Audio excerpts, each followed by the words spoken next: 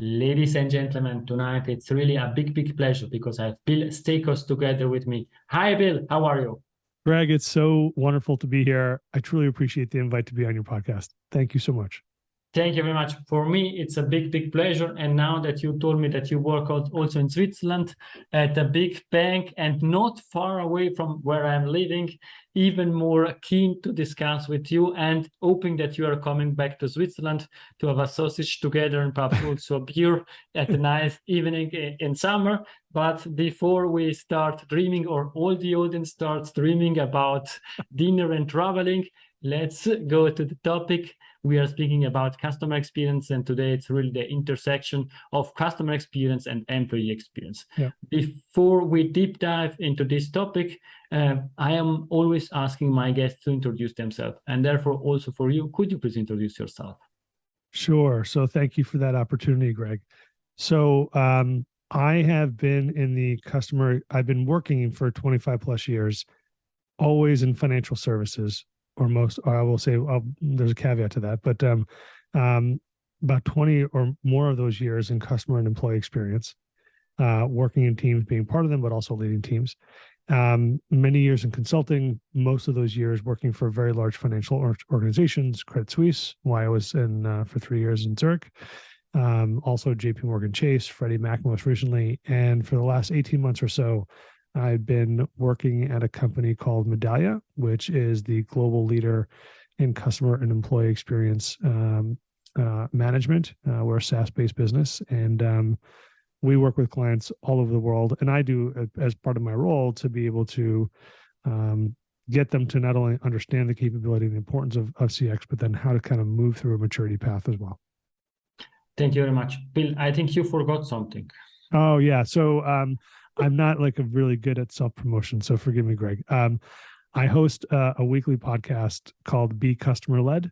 We have listeners in 105 countries and are in our third season. It's been more than any, and the reason why I don't promote it that much is it actually is a great life and professional hack for me. I've probably learned more than anybody who's come onto the show. And but I hope that our listeners are also learning. So it's been a lot of fun. And the promotion is not stopping here because you will find also the link in the show notes. We are not competitors. I really love your podcast. I love it and I'm following it, and therefore super happy that you are here and you are sharing also your podcast, because at the end it's important that the audience get different views on the topics and get different influences, and therefore everybody that is contributing to the customer experience community and what we are doing. I appreciate that, and I really appreciate also your job. Yeah, look, the CX community has always been one where everyone wants to help each other be better. There are great podcasts that I listen to, including yours, that I learn from and I generate ideas from. So, as long as you're approaching it from a perspective of learning and growth, there's no competition, no reason to. Thank you very much. And I'm not asking if it was the same setup in the banking industry. We stop here. I'm not asking this question, and we go to the next one. Now, joke aside, I think we want to learn a bit more about you, and therefore, which values drive you in life? Yeah, that's a good question. For me, first and foremost, it's service. I grew up, and I've told this story once or twice, but my parents emigrated to the United States in the late 1960s. They were small business owners, specifically restaurants and diners. That's what Greeks own in the United States. It's very cliche, but that's what they did.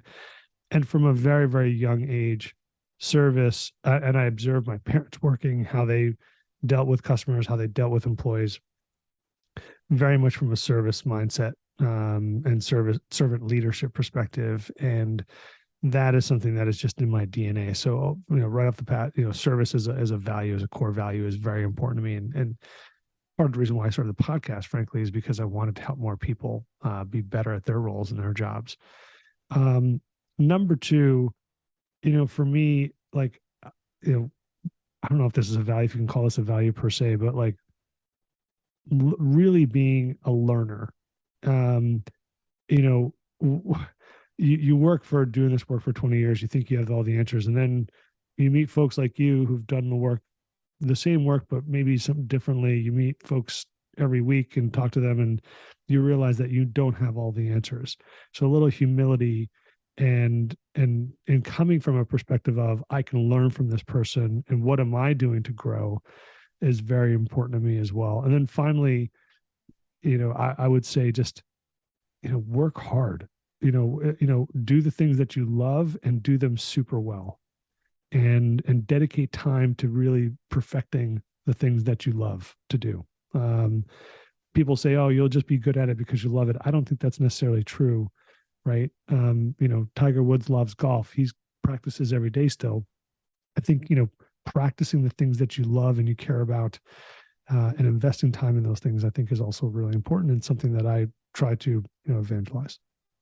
And I think what you're saying, it totally makes sense. And I can refer also to my background. Soccer players are training, let's say, 98% of their times, and they're really playing the game only few hours a week, but they are practicing every day because they need to get to the perfection and improving themselves every time. And also the best players are still training because they need to improve themselves. And therefore, I can fully understand what you are saying. Now, without speaking about mathematics, because we are speaking about intersection of customer experience and employee experience, what is exactly this intersection? So for me, it's always been about understanding the behaviors of your workforce. I don't necessarily like to call it employee experience, frankly, because you can have consultants working at your company. So I really the last year or so, I've been really trying to focus more on using the term workforce. Workforce doesn't flow as easily as employee experience, though. But for me, it's understanding the behaviors that drive the best experiences, and not only for customer facing staff, your contact center agent, your banker, your retail store employee. For me, it's also about, the finance organization, the designers, the operations folks who never see a customer. And if they exhibit behaviors that show that they know they are accountable to the customer, and the work that they're doing every day, they can tie the work that they're doing to the customer impact, that is where that intersection starts to play. So being able to encapsulate, some may call it culture or something, I really just like, what are those behaviors that we want to coach, train, upskill our people on? Because we know that the end result will be a better customer experience. And by the way, if you're investing in your employees in delivering on those behaviors, nurturing them, being a servant to them, giving them the appropriate tools and training to be successful every day on behalf of the customer, whether you're in the back office or the front office. I think, and you're rewarding for the right behaviors from a culture perspective. I think that kind of symbiotic relationship starts to turn into a little bit of a flywheel where happy employees deliver better experiences internally and externally. Happy customers buy more, right? That can result hopefully in sort of more benefits back to the employee or the workforce. And there's just this great constant cycle that starts to occur and create an organization inside and out. And that's that magic that you want to be able to identify and be able to drive. I think what you're saying, it totally makes sense. The game started a few minutes ago. I asked only one question, but you are really touching the extremely important topics to make it a bit more understandable also for the audience. I really like what you're saying, and you did also in other podcasts, in other discussion, also an example, and it was something like, you can also improve and increase always on the customer experience for the front, also for people outside of the company. You have the perfect tools, the perfect app, but then you have on the other side your workforce using 10, 15 different systems to serve the customers and struggling, and perhaps customer get quicker information than the employees, and therefore perhaps also really to make really tangible for the audience. Why is this intersection so important, and why is getting more and more important? Look, I think that the sort of the integration of EX and CX is a top 5 business imperative for the next 10 years. And when we all know what the benefits of a better employee experience is. We all have seen quantitative measures and and research on why a great customer experience is important. I think that research is going to start to come together more. And when you do that, I mean, to your example is a great one, right? If I create the best even omni-channel experience, so as a customer, I can go from app to web to branch or retail location. All of that is seamless. It's a wonderful journey throughout. But I get there and the retail employee is just very rude to me. You've wasted all that money, all that app, all the development from the website, that now becomes technical debt, right? Even though companies don't see it that way, it becomes technical debt. And, if you're not giving your people the tools and the resources and the capabilities and the training and lifting them up and understanding, make the connection for them between the design principles that a design team has put into place and they are creating an in-app experience. And what does that mean, not only for the customer in the app, but then what does that mean for the customer through a journey? I think a lot of organizations are missing the boat. At a previous employer, one of the things that we started to do was, and we did this for our sales, one sales group in particular, is we started to look at what behaviors they were exhibiting. So we were lucky enough to be looking at we had Microsoft, we were a Microsoft company, and we had access to Microsoft Workplace Analytics. Most Microsoft companies have access to this data. It will tell you if your employees are texting while they're on a phone call. It will tell you if they have too many meetings with one person versus having one-on-ones with all of their directs, or it can give you information on how quickly they've ramped up their network inside the company and even outside. So we started to look at all this data and said, okay, if we looked at this team, we just took one team and we anonymized it. It wasn't down to the individual level, but we looked at the team level. If we looked at all the behaviors of this team, what behaviors have a direct correlation or impact on how they're engaging other employees across the firm, and then how are they engaging with the customer?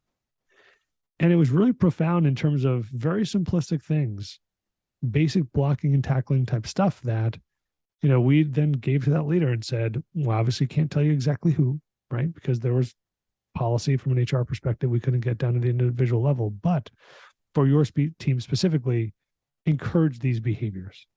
And it was really just 5. And, we ran a little pilot. They talked about in their team meetings, how are you approaching this? What are you doing? And we started to see a difference in the data. And ultimately that led to just a difference in data from a customer perspective as well.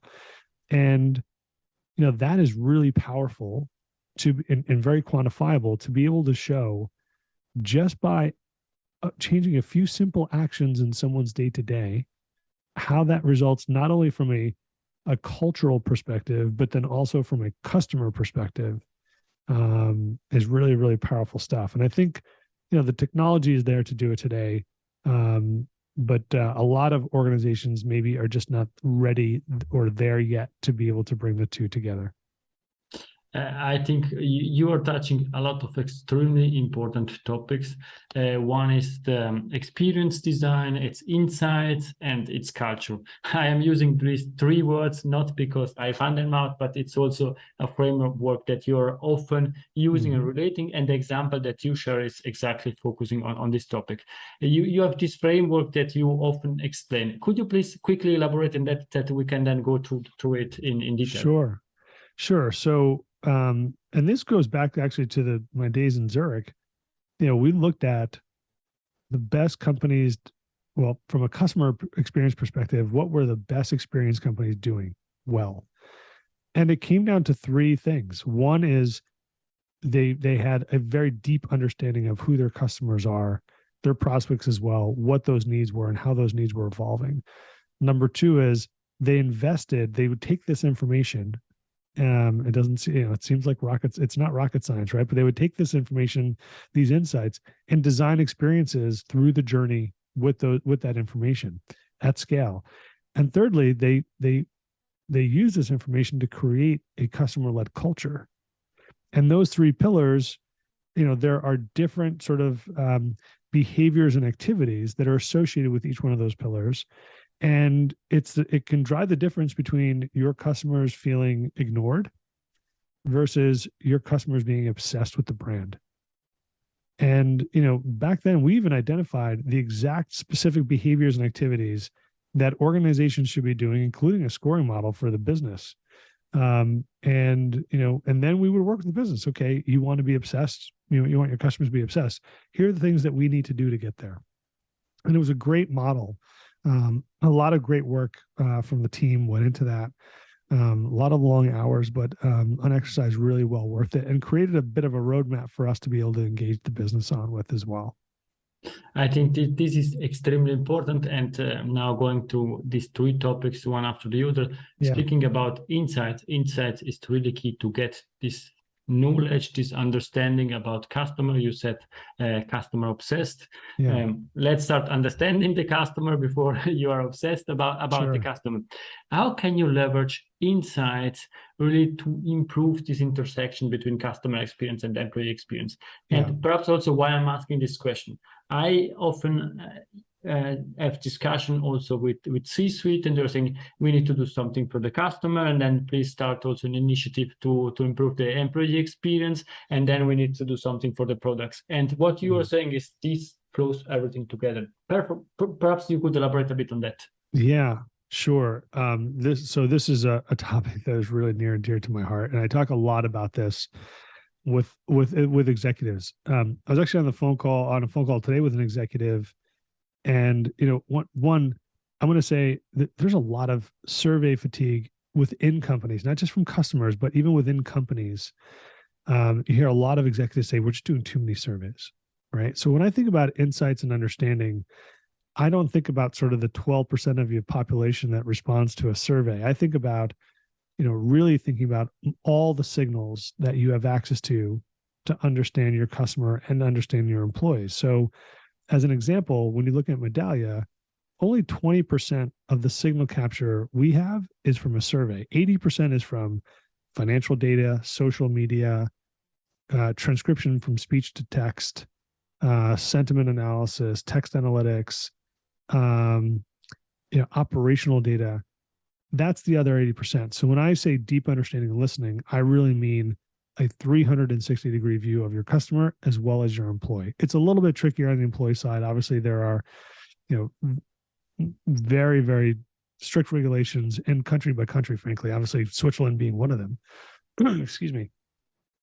But where you can bring data together to understand it is really important. And, the technology exists today where you can bring both those data sets together and let the AI figure it out for you, right? Like where does one work and where does the other not? Where do they both work? Where do they both don't work? And I think that looking at the entire end-to-end behavior, even digital behavior, you don't have to ask a single question, right? You can understand digital behavior with the technology today.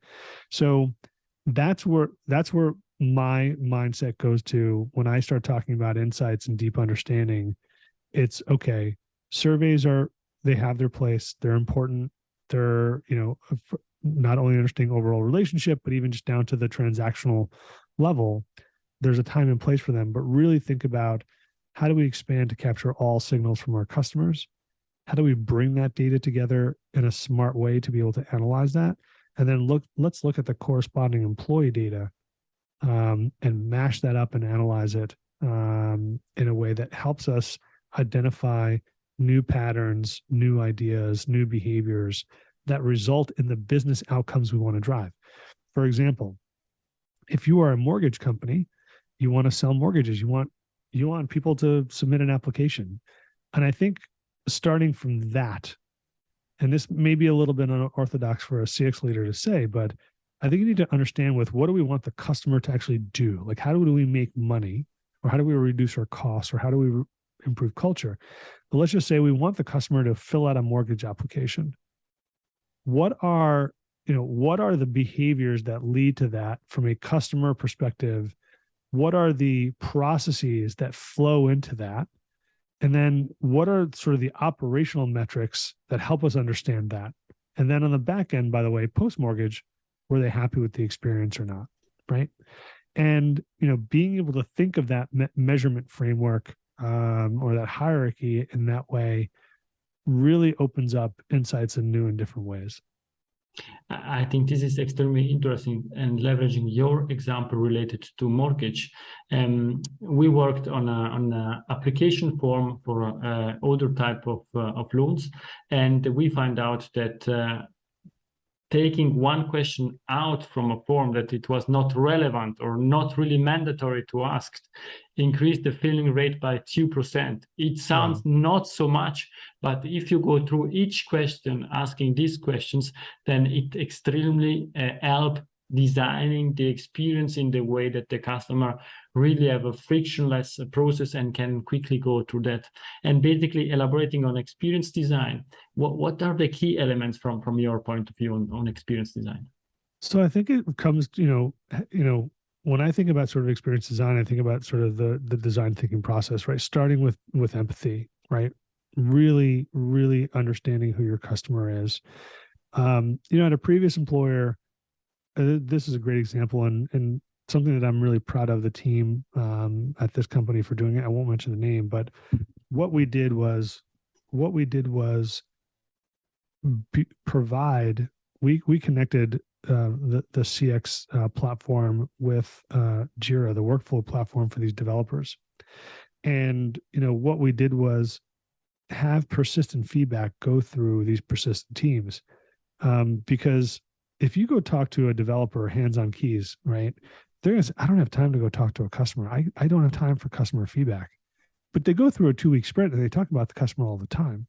So how are you designing and creating value for a customer if you never talk to them or if you never hear from them, right? So I think one is starting with empathy, having a deep understanding of who your customer is, creating design principles to design against that keep you on that sort of North Star, and then having persistent feedback go through the channels, through those workflow tools. So teams can create better user stories, which leads to lower technical debt. And it also leads to ultimately better measurement against OKRs, because now you have a customer lens on your OKRs, not just sort of we produced this widget in 60 days. You can create innovation sprints around this insight and really bring the team together in a meaningful way. We actually trained the entire product organization, I think it was about 150 people at this place, on design thinking methodology, how to be a practitioner of design thinking. That had a profound impact on how they ran their 2-week sprints. Now, instead of a 2-week sprint from a agile perspective, it was a design thinking workshop. So you're prototyping, building, so trying a solution, testing, really, and iterating very, very quickly. And I think a lot of organizations, if you're not like a SaaS company or like a small product company, let's take these big banks as an example. They're now slowly starting to realize the benefits of that model and are trying to put it into place. And the results, once they figure it out, I think are going to be really profound. I think what you're saying totally makes sense. And it's also extremely linked to the culture that you have in a company. Having the opportunity to train 150 employees, it costs money, but the leaders are not seeing the cost of training these 150 people, but they are seeing the benefits after these people are trained, what they can achieve. And you quickly and clearly explained how quick you were able then also to achieve result if everybody was speaking the same language about design thinking, and then also creating results. And perhaps touching a bit also the topic culture, that I think it's key in every company, because we are all human beings. From your point of view, what are your, let's say, most important points to nurture a positive, genuine culture in a company? So I love this line around culture. I didn't make it up. I don't know who I can attribute it to, but I heard it somewhere. Culture is what you reward. And if you reward the bad behaviors, you're going to get bad behaviors or bad culture. If you reward the right behaviors, I think culture is a very personal company topic. not too many people like the word culture anymore. It's a little bit too fluffy, a little bit like customer experience on some level, right? A colleague of mine, and I put this in a post not too long ago, said, "Oh, leaders think that CX is like sprinkles on ice cream. Culture is a little bit like that too, right?" Um, I think it's about, for me, like the best cultures. At least I'll talk to the best cultures that I've worked in. You have leaders that, really, they are authentic and they show up as themselves every day. They encourage their team members to do the same, and they walk the walk. I just posted something about my boss today, actually, on LinkedIn. Amazing leader, right? She's creating a culture in her organization where openness, dialogue, communication, ideas are rewarded. Um, and it's a fantastic thing to not only see as an employee of a team, as a member of a team, but it's nice to be able to say, have that example of what leadership can be and be able to filter that down. The thing about culture for me these days, Greg, is that in the middle, that middle management piece today is really, really suffering. And I don't think that, I don't mean to generalize across industry, but there really needs to be a renewed focus on that middle management, because they're not given the tools and the resources to be successful by and large. You've got people obviously then leaving the company, right? And you have the great resignation because their direct manager is not able to support them the right way. But they're the ones responsible for delivering on objectives and these metrics and measures. Yes, executives are too, but it's a very different perspective. So, when I think about culture, I think about top to bottom, bottom up. The CEO is one X thousandth of the culture. They're an important voice in that, obviously. But I think it's about, listening, encouraging ideas, encouraging fast failure, encouraging innovation, and rewarding for those behaviors at the end of the day. I can only say amen. That's the reality, because I have nothing to add. The only question that I still have in relation to culture is, you spoke about your not boss, your leader, or the person responsible for you.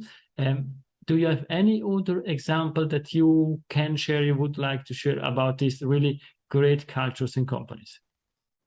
Yeah, I think it's I think the last thing that I'll add is that the best cultures are where, it's a safe space to be able to have open dialogue. And some of it is, it's not always easy, right? It's not always like an easy conversation, but sometimes in the best cultures, even the toughest conversations, you feel confident bringing those topics up. And I think that is a real sign of a culture that is really thriving, where the leader of that group, or whoever that is, the CEO included, has created a safe place, psychological safety, call it whatever you want, where you and I can disagree, as an example. But because we work together, we're going to move past it, or we're going to find a solution, right? And I think creating an environment like that is super important. And the organizations that I've seen has the most successful, not necessarily from a customer experience perspective, but just from a general organizational perspective, are the ones that are create sort of an environment where those conversations can happen naturally and freely and without any ramification. I think this totally makes sense, because at the end, as we are at home, we would like to be in the business. We would like to have discussion. As we are arriving in the families, clear there are different setups, but at the end, I think if we feel safe, comfortable, then it's easier to work. Yeah. Times is flying, and therefore now we quickly close our eyes. We are 10 years older, and we are still on the CX Goalkeeper podcast. And I am discussing with Bill Staikos what we are discussing about in relation to customer experience. Oh, 10 years from now? Oh boy. So what is that? 2032, 2032. I think about the future of CX a lot. I think that we are talking about a discipline that looks very, very different than it does today. The skill sets needed within the next 10 years are going to be very different than they are today. I think you're going to see skills like data architecture. I think you're going to see skills like psychology engineering. I think you're going to see skills like financial engineering. I think the CXO, I talk about the future, four future archetypes of the CXO: technologist, futurist, practitioner, and data scientist, data architecture, data architect. And I think that new technologies in 10 years, certainly let's say by 2030, wearables, the ability of 6G, I think, when it'll be the internet of everything, not the internet of things by then. New technologies like no code, low code that will turn you and me into citizen developers. It'll be about talking, not about typing, right? And that will create these micro innovation. Each individual as a consumer will become their own innovation kind of center and be able to create their own experiences and hack the experiences that are delivered to them in real time. So you have real like experience actualization. The other thing that I'll add in 10 years, and this is something that I'm really keen on sort of understanding and doing more thinking around, is this concept of omniverse. And today, like, omnichannel as a term is 20 years old in 2023, next year. Okay. And I think with the advent of things like the metaverse, or just even, let's just say, extended reality generally, that can include virtual and non-virtual worlds. I think that as consumers or as businesses, we're going to have to start thinking in the omniverse, because consumers are going to be jumping out of fully virtual immersive environments. They may still want to go into a branch or a retail store. They're going to still call a contact center, maybe over the phone, not through a virtual world.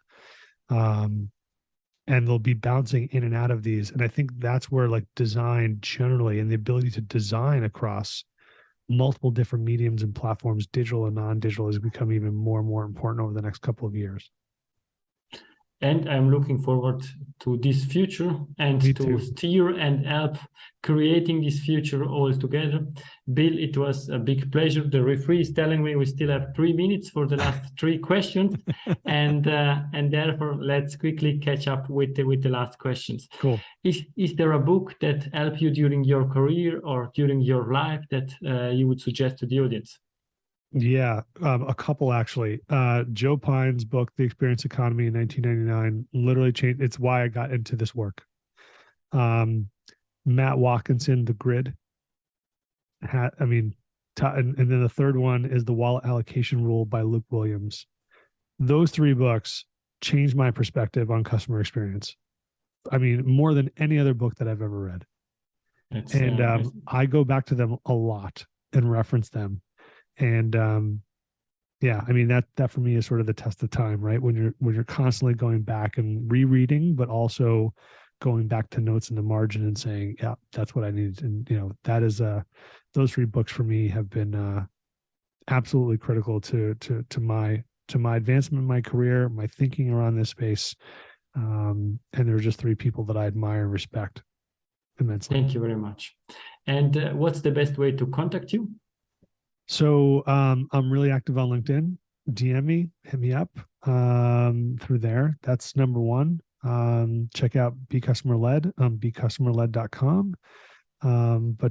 Yeah, please, if you're new in the CX space, DM me. I mentor a lot of different people, especially folks who are just breaking into customer employee experience, and happy to do it. So I really want everyone who's doing this work to be a great success. So thank you very much. And please subscribe to the podcast of Bill, Be Customer Led, because it's really, really interesting. Posted podcast, go there, subscribe, and then come back, because now we're coming to the last question. Yeah. Is Bill's golden nugget? It's something that we discussed or something new that you would leave to the audience?